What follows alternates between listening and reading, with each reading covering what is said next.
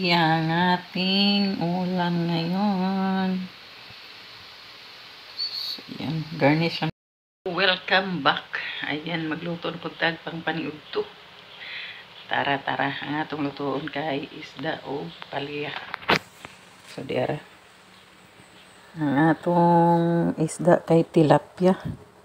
Atong iskabichihon. So, nanatay mga lamas diha. Ahos. Bombay. Atsyal, no? Kamatis, luya. So, mga basic ng mga lamas o ang atong carrots. Itong iskabichi, butangan na itong palya. What? Dito. Siyempre, separate na ito nagluto. So, ito tadaan. Ito nakalanog. So, gawa na tayo ng sauce nito. Ito tayong cornstarch, no? Ito. Tunawin lang natin. Of course, lagyan natin ng kunting toyo. Kunting-kunti lang. And then, brown sugar. Ayan. Tapos, lagyan pa natin to ng ketchup at saka suka. So, proceed muna tayo dito dahil mainit na. Maya na lang natin yung tatapusin. So, unahin muna natin ang ating luya. Para lumabas yung aroma ng ating luya. So, sinadya kong maliliit para pwede natin kainin. Mga loya-loya. Minsan nga, mas maliit pa nito yung pagkahiwa. Alam mo naman ito paano ito lutuin. Para lang may pang-vlog tayo. Ng ating garlic.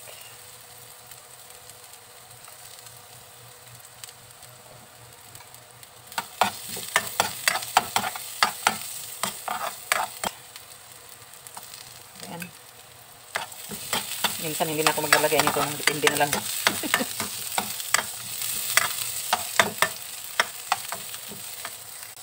Ayan. Lagay na natin ang ating sibuyas.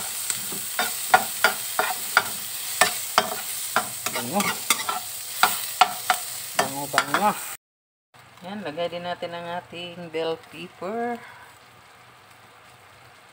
Ayan. So, dahil sticky siya, dagdagan natin ng tubig.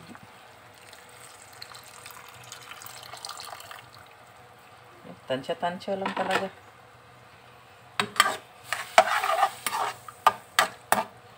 Tansyahan.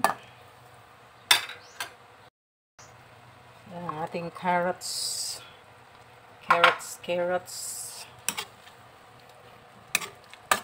So, medyo maputla pa yan kasi wala pang ketchup. Lagyan na natin ng ketchup ngayon. Medyo nahirapan kasi tayo lang din ang nag-video. Yan. So, yun, nalagyan na natin ng ketchup. Medyo mapula na siya.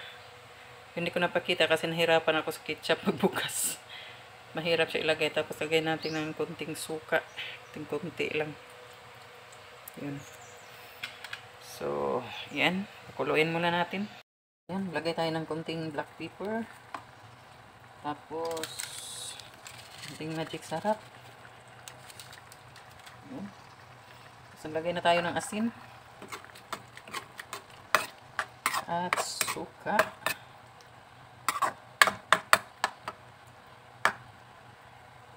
Kasi yung ating kanina, cornstarch, meron na yung toyo at saka brown sugar. Test muna natin. Ayan, kalanog. Lagay na natin ang ating isdang prito kanina. Ayan. Dalawa lang to. Ang tama lang kasi 4 lang naman kami.